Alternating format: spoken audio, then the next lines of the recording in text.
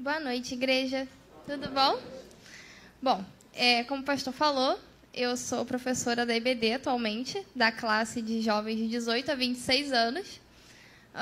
E quando me falaram o tema, né, para quem não estava aqui domingo passado, a ideia é a gente continuar trabalhando agora para toda a igreja, o que foi trazido na época da Live com Jesus, que é tratar sobre perfil, né? O que é ter um perfil, o que é pensar ser um perfil a partir de Cristo. E quando eu soube que a gente ia continuar com essa ideia, eu achei um pouco curioso eu estar envolvida, né, de alguma forma com esse tema, porque a minha associação com o mundo das mídias sociais, a minha associação com o mundo das redes sociais sempre foi muito natural. Desde sempre, assim como alguns aqui sabem, né, meu pai é ministro de música, eu fui corista da minha mãe quando pequena, na igreja que a gente congregava, cresci ajudando. O pessoal falou, né, que as mensageiras estão na cantina, já vendi hambúrguer em cantina, mas eu sou de humanas e não ficava no caixa.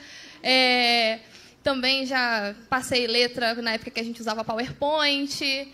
Enfim, fazer de tudo um pouco. Inclusive, eu estava lembrando, a primeira vez que eu vi aqui na Barão da Taquara foi lá por volta de 2010, 2011. Foi um congresso estadual de mensageiras do rei. E eu vim, e foi a primeira vez que eu conheci a igreja. E, apesar disso tudo que a gente faz, né, quando a gente cresce na igreja, tanto infância quanto adolescência, trabalhar com mídias sociais, trabalhar com redes sociais, sempre foi algo natural, de alguma forma, para mim. Quando começaram a surgir, né, os sites de edição de fotos, quando a gente começou a fazer imagens para soltar em Facebook, enfim, Instagram, eu, de alguma forma, sempre acabava envolvida com isso. E depois, posteriormente, pensando mesmo, né, em agenda de divulgação, enfim.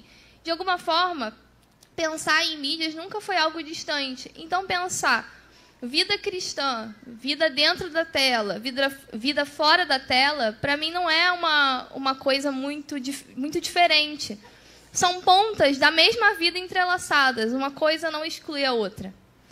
E aí, dessa forma, quando eu recebi o tema, que hoje a gente vai conversar sobre foto de perfil, refletindo a imagem de Cristo, eu me identifiquei muito prontamente. Mas antes, queria orar mais uma vez.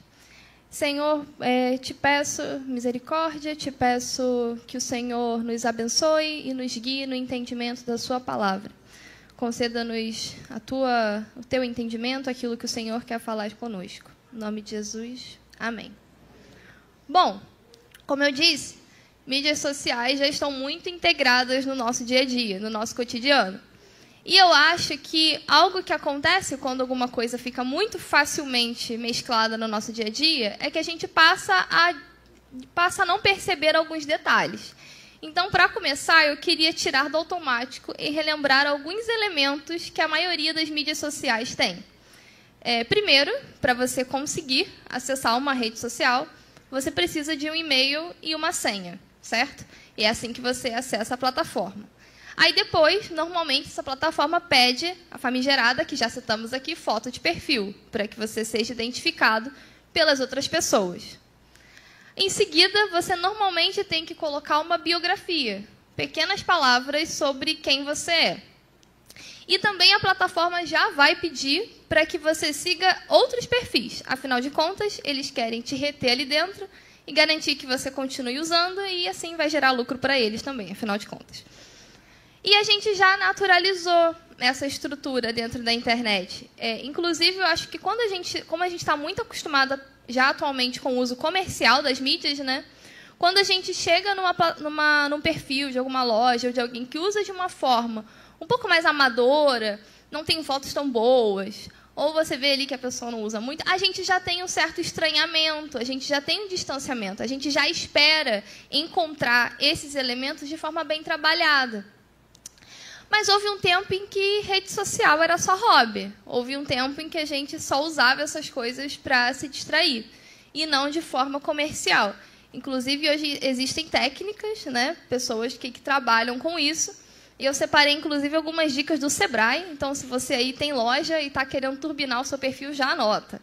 O que as pessoas estão fazendo para tornar o perfil mais atrativo?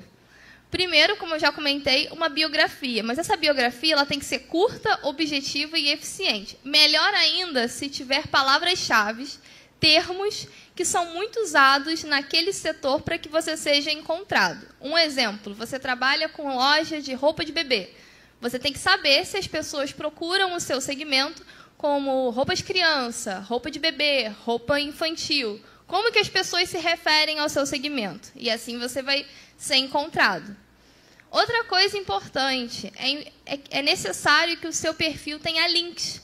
Então, o seu perfil ele não pode estar solto e isolado na rede. Se é uma loja física, que indique para o Google Maps. Se é uma loja virtual, para o site em que as pessoas vão fazer a compra.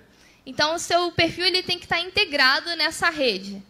Outra coisa importante é o relacionamento com os clientes, com as pessoas. Você tem que postar com frequência, você tem que conversar com as pessoas, você tem que mostrar que você é autoridade naquele assunto, você tem que convencer para que as pessoas queiram ficar ali na sua página, no seu perfil e te acompanhem. E a foto de perfil em si, se você for pessoa física, uma foto nítida, uma foto legal, uma foto simpática, né, que faça as pessoas gostarem de você. Se você é pessoa jurídica, um logotipo, um símbolo, mas algo bem nítido, que ajude as pessoas a se identificarem. Meus irmãos, nós vivemos numa era de marca pessoal. Tudo isso que eu citei são ferramentas... São ferramentas muito úteis, são ferramentas excelentes, ferramentas que ajudam na nossa comunicação. Mas elas também são sintomas. Elas indicam um jeito de enxergar a vida. E elas indicam um jeito de pensar a nossa existência, focada em impressionar, vender e performar. Mas eu acredito que nós não somos um índice de metas, nós não somos um resumo de produtividade, nós não somos uma quantia de direito produzida. A nossa performance perante a sociedade e a nossa identidade não são sinônimos. E eu penso que, se nós nos intitulamos cristãos, e cristão significa pequeno Cristo, se eu realmente desejo refletir a imagem de Cristo, viver dessa forma, eu não posso me perder ou me ver satisfeito em simplesmente parecer com algo de maneira superficial, ou querer impressionar as pessoas a partir de um falso rótulo, ou ainda me contentar com o que dizem sobre Cristo, ou o que dizem sobre o que Ele está fazendo na vida de outras pessoas. Para refletir a imagem de Cristo, eu preciso saber quem eu sou, mas eu também preciso saber com clareza quem Cristo é. Bom, vamos ao texto? A nossa reflexão de hoje está em Gálatas 2:20. Eu vou ler aqui. Fui crucificado com Cristo. Assim, já não sou eu quem vive, mas Cristo vive em mim. A vida que agora vivo no corpo, vivo-a pela fé no Filho de Deus, que me amou e se entregou por mim. Eu vou ler de novo, é um texto curto, caso eu não tenha dado tempo de você achar. Fui crucificado com Cristo. Assim, já não sou eu quem vive, mas Cristo vive em mim. A vida que agora vivo no corpo, vivo-a pela fé no Filho de Deus, que me amou e se entregou por mim. Quando Paulo decide escrever essa carta, escrever a carta de Gálatas, ele tinha um objetivo principal, que era resolver algumas dissidências e contribuir para a unidade daquela igreja. Naquela época, naquela comunidade muito especialmente, os vínculos entre o cristianismo e o judaísmo ainda eram muito próximos. A gente vai ter ali um grupo de judeus convertidos bastante evidente. E aí, esses judeus convertidos, vindos dessa tradição da lei de Moisés, vindo da tradição dos profetas, muitas vezes acreditavam que, para se tornar um verdadeiro cristão, era necessário observar as leis judaicas, as leis mosaicas. E, de maneira geral, a gente pode extrair dessa carta uma grande ênfase de Paulo falando sobre a liberdade que a graça de Cristo nos concede. Então, aqui ele está tentando firmar e recuperar a liberdade do cristianismo, ainda não com esse rótulo, do jeito que a gente chama hoje, mas, de certa forma, da fé em Cristo em relação ao judaísmo. Então, não se tratava apenas de quais costumes e quais festas a gente vai escolher manter, mas de entender que a salvação, através de Cristo, através do seu sacrifício, não podia ser regulada por ritos e práticas que vinham do judaísmo. Muitos judeus convertidos esperavam, de alguma forma, que os gentios fossem incorporados a esse território, a essa forma de viver deles, numa nova era messiânica. Mas eles se deparam com comunidades que estão vivendo de forma diferente, eles se deparam com esses convertidos, com esses cristãos que estão chegando, que estão tendo uma nova forma de viver. Então, isso, de certa forma, choca. De certa forma, isso gera ali um atrito. Eles não sabem que atitude tomar, como lidar com isso. E aí, na abertura da carta, no capítulo 1, Paulo vai chamar a atenção dos Gálatas, que são os destinatários dessa carta, por eles estarem abandonando rapidamente o Evangelho. Ele vai dizer que estava muito surpreso pela forma com que os Gálatas tinham abandonado e deformado a imagem de Cristo muito rapidamente, depois de terem ouvido. Então, Paulo está assim, pessoal, como assim? Eu acabei de explicar para vocês que graça é liberdade. Vocês já estão fazendo isso? Me ajuda a te ajudar. No início do capítulo 2, a gente vai ter duas cenas interessantes. Paulo vai narrar uma ida que ele teve que fazer a Jerusalém, e essa ida que ele teve que fazer foi inspirada por uma revelação dada por Deus. E aí lá ele vai se apresentar à liderança da igreja em Jerusalém, ele vai explicar a mensagem que ele estava espalhando. Era um momento em que Paulo estava prestando, de certa forma, um boletim, um relatório do trabalho, a mensagem que ele estava espalhando. Ele estava viajando, a liderança queria saber o que este Senhor está pregando em nosso nome. Vamos aqui alinhar para todos ficarmos no mesmo ponto. E nessa ida a Jerusalém, Paulo não estava sozinho. Ele estava com Barnabé e também estava com Tito. E Tito era grego, ou seja, gentio, não judeu. E aí Paulo vai destacar que ele não tinha sido obrigado a circuncidar, mas ele também vai falar sobre falsos irmãos que desejavam, de alguma forma, acabar com a liberdade dada por Cristo. Então, como se estivesse ele dando a entender que houve algum tipo de pressão ou que isso foi um assunto de alguma forma. Mas que eles não iam se submeter, que eles iam permanecer firmes, para que a verdade do Evangelho, a salvação pela graça, continuasse sendo a prioridade da mensagem deles.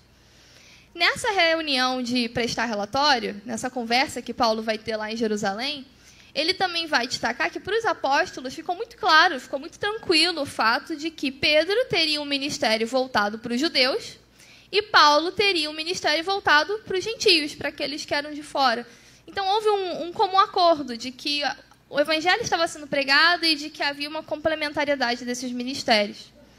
Mas, apesar desse momento de conciliação, nesse momento de harmonia, né, entre a liderança das igrejas, logo em seguida, Paulo vai narrar a famosa discussão que ele teve com Pedro. Porque ele observou que Pedro estava tendo um comportamento diferente enquanto comia com os gentios. Ele estava ali com Paulo, ele estava ali naquele grupo, ele se comportava de uma forma, estava com todos.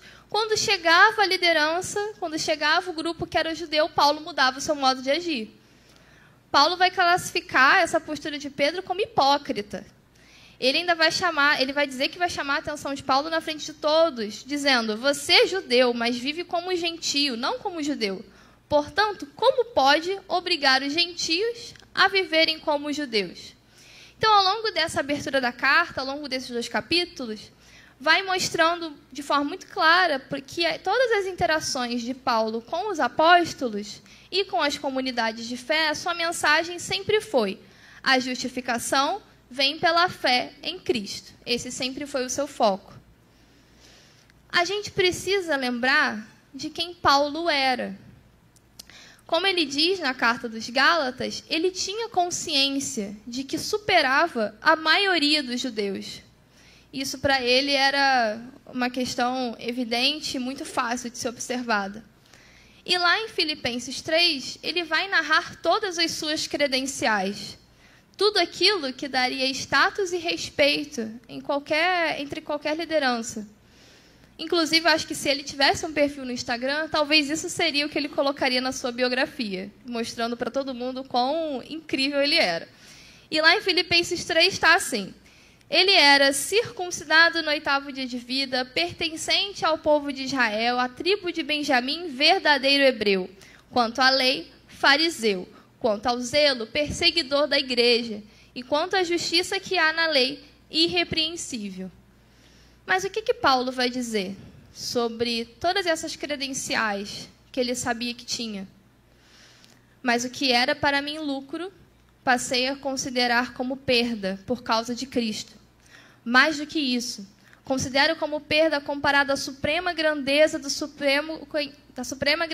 conhecimento de Cristo Jesus, meu Senhor, por cuja causa perdi todas as coisas. Eu as considero como esterco para poder ganhar a Cristo. Paulo não estava escolhendo priorizar a mensagem de justificação pela fé e a graça porque era mais fácil, porque era mais cômodo ou porque era mais agradável para ele. Ou ainda porque ele fosse ignorante sobre os conceitos da religião que ele seguia.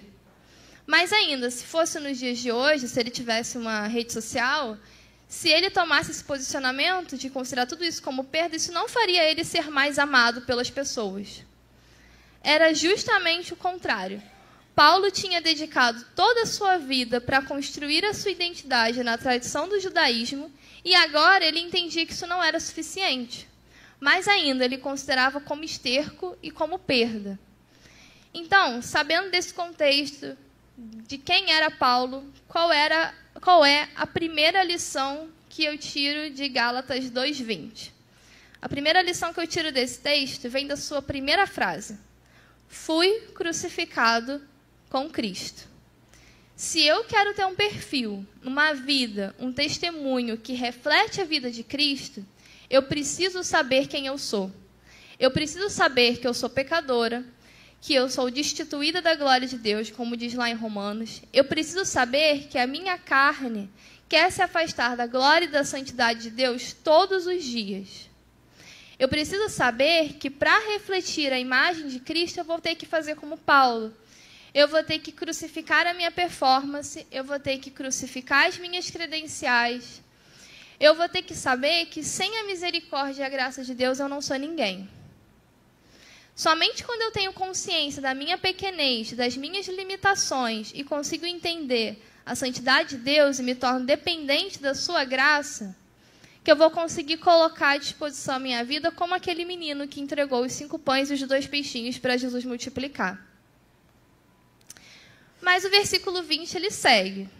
Paulo tinha uma noção muito clara de quem Cristo era quando ele vai dizer: assim, já não sou eu quem vive, mas Cristo vive em mim. Afinal, Paulo vai olhar para ele mesmo e vai ver que os frutos que ele está produzindo, o novo padrão de comportamento que ele tem, não poderia vir dele sozinho. Mais do que isso, ele tinha plena consciência de que sem a fé e sem a graça, buscar parecer com Cristo pelas próprias forças também seria impossível. E ele vai continuar: a vida que agora vivo no corpo, vivo-a pela fé no Filho de Deus. Mas quem é esse Cristo que Paulo queria refletir, que eu vou refletir? Que tipo de vida é essa que Cristo vai me trazer, que seria tão diferente da vida que eu teria se eu conduzisse as minhas escolhas por minha conta ou se eu continuasse vivendo a minha vida sozinha? Qual é a grande diferença? Bom, Jesus mesmo vai se apresentar. Lá em João, ele vai fazer 7 afirmações que ajudam a entender quem Cristo é. E dessas 7 afirmações, quando ele está se apresentando, em 2 delas ele vai dizer que é vida. Primeiro, lá em João 11, 25, 26, ele vai dizer assim: Jesus disse: eu sou a ressurreição e a vida, aquele que crê em mim, ainda que morra, viverá, e todo aquele que vive e crê em mim, jamais morrerá eternamente. Depois, em João 14, 6, Jesus responde: eu sou o caminho, a verdade e a vida. Ninguém vem ao Pai a não ser por mim. No original do grego, tanto nessas afirmações que Cristo faz, como no texto de Paulo, em que ele vai dizer que vive a vida pela fé no Filho de Deus, a palavra que está sendo utilizada é zoe. E aí no grego tem palavras diferentes para se referir à vida. Tem bio, que é inclusive o que a gente conhece, que dá origem à biologia, que é bio na sua esfera mais de sobrevivência. A questão prática, estar vivo, existir.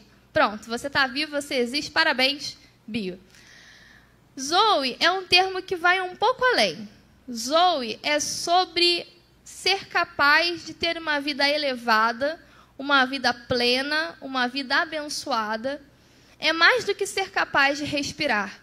Zoe se refere a enxergar a vida através da lente da vida eterna que só Deus pode dar. E para além de futuro, ver o hoje a partir dessa lente. É ter os olhos firmados naquilo que realmente importa. Bom, se nós estamos numa era em que performance, que aparência, que espetáculo, que ostentação valem tanto, parar para refletir sobre o que realmente vale a pena ser valorizado pode ser um desafio. Refletir sobre a própria vida de forma crítica pode ser um desafio. E nós precisamos constantemente pensar se as nossas escolhas, as nossas decisões de todos os dias estão dando espaço para que Cristo seja o centro. Somente assim a gente vai ter vida plena e somente assim a gente vai ter clareza de quem somos e de quem Cristo é.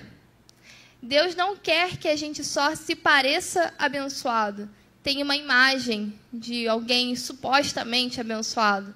Deus quer nos abençoar com uma vida abundante de verdade.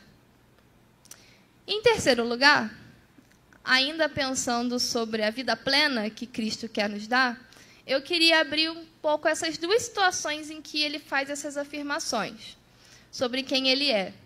Na primeira, quando ele diz, eu sou a ressurreição e a vida, ele estava respondendo uma pessoa. Ele estava respondendo Marta, que tinha acabado de perder o seu irmão, ela tinha acabado de perder Lázaro, ela estava no auge do seu desespero, ela estava no auge da sua tristeza, da sua dor, e ela está conversando com Cristo. Marta tinha fé, Marta desejava muito que Cristo pudesse ter estado lá, quando Lázaro estava doente, para que ele pudesse ressuscitar o seu irmão. Mas ela ainda não tinha noção, ela ainda não imaginava onde Cristo queria chegar com aquela família. Ela ainda não imaginava o poder e aquilo que Cristo poderia fazer na vida dela. Na segunda situação, lá em João 14, quando Cristo vai dizer, eu sou o caminho, a verdade e a vida, ele estava entre os seus discípulos. Já era uma hora próxima do seu sacrifício da cruz. Cristo já tinha realizado a cerimônia de lava-pés, ele sabia que Judas iria traí-lo, e inclusive já tinha mencionado aos seus discípulos, ele já tinha dado a dica de que em breve uma traição viria por aí. E aí, é nesse momento de dúvida, tristeza, medo, desespero, que Cristo está ali confortando os seus discípulos, convidando o grupo a crer em Deus, a dar mais um passo. É uma fala de Jesus respondendo a uma pergunta assustada feita por Tomé. Senhor, não sabemos para onde vais, como então pode saber o caminho? E aí Jesus responde, Tomé, eu sou o caminho, a verdade e a vida. Ninguém vem ao Pai, a não ser por mim. E o que essas duas situações têm em comum? A terceira lição que eu tiro dessa leitura, dessa noite, é que quando eu não souber o que fazer, quando todas as minhas certezas se vão, quando as minhas credenciais não valem de mais nada, eu sei que Cristo é a vida, Cristo é a ressurreição, Cristo é o caminho. E é a Ele quem eu devo seguir. Ele é a minha certeza. Cristo se importa comigo, vê as minhas dúvidas, vê as minhas perguntas, vê as minhas dificuldades e responde. Eu sou a ressurreição e a vida. Eu sou o caminho. Porque Paulo também não teve uma vida fácil. Essa palavra, vida plena, essa palavra zoe, quando ele vai usar, a gente tem que lembrar que Paulo já foi preso, espancado, ridicularizado, perseguido. Então, quando ele diz que vive uma vida plena em Jesus, ele não está dizendo a minha vida é muito fácil, muito tranquila, eu estou aqui, né, num resort maravilhoso, né, aproveitando as minhas férias no Mediterrâneo, nessa viagem incrível que eu estou fazendo. Não é isso que ele está dizendo. Ele está dizendo que, apesar das dificuldades, ele coloca todas essas suas dúvidas, todas as suas dificuldades, todo o seu sofrimento sob a autoridade de Cristo. Refletir Cristo é exercer essa consciência todos os dias das nossas vidas. É olhar fixo para a imagem do Senhor e sermos transformados todos os dias de glória em glória, como está lá em 2 Coríntios, para refletir a sua luz em um mundo cheio de dificuldades.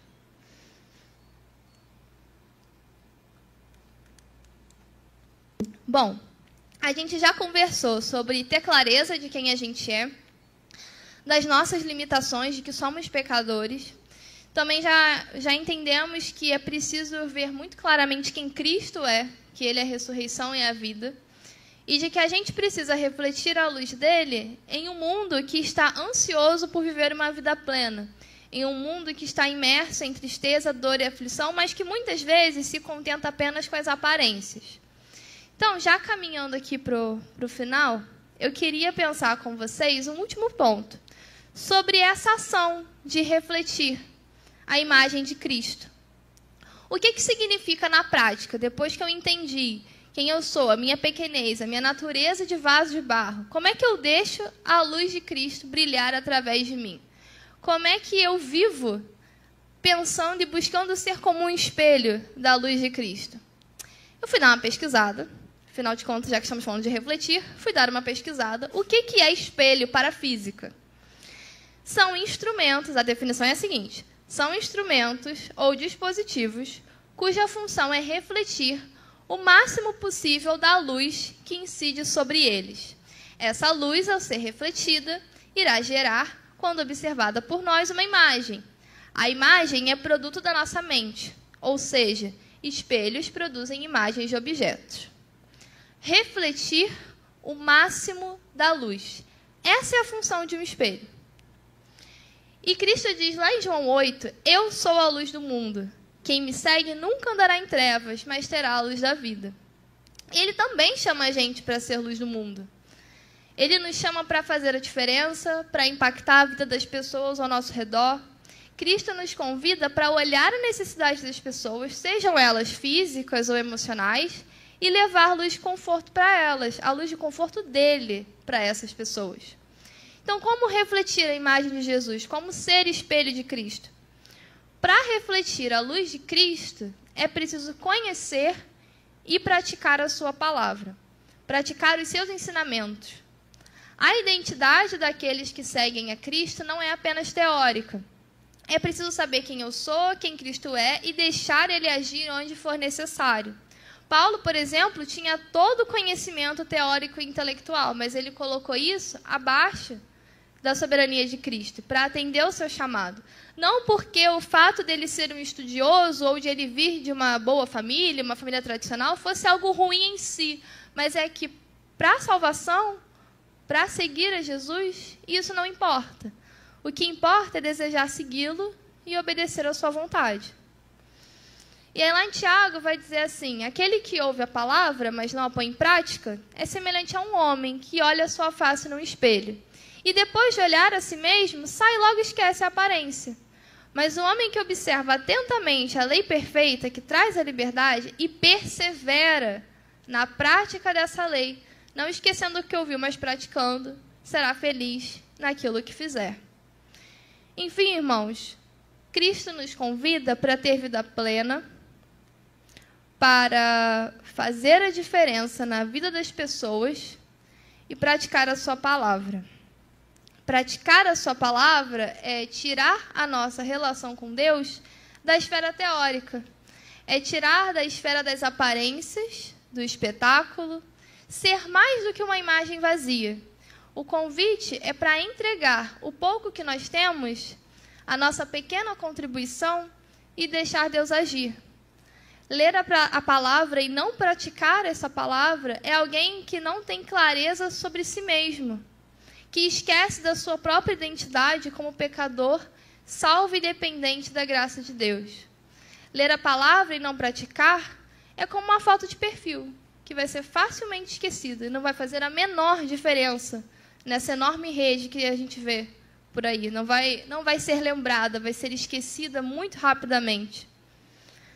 A gente precisa ter consciência de quem somos, da nossa pequenez, e crucificar a necessidade de performance e afirmação do nosso ego. Fui crucificado com Cristo, como disse Paulo. Ter consciência de quem Cristo é, da vida plena e abundante, que só Ele, sendo a única certeza, poderá nos retirar desse mundo de ilusões. Saber que Cristo está conosco e colocar tudo diante dele, mesmo quando tudo ao nosso redor parecer caótico.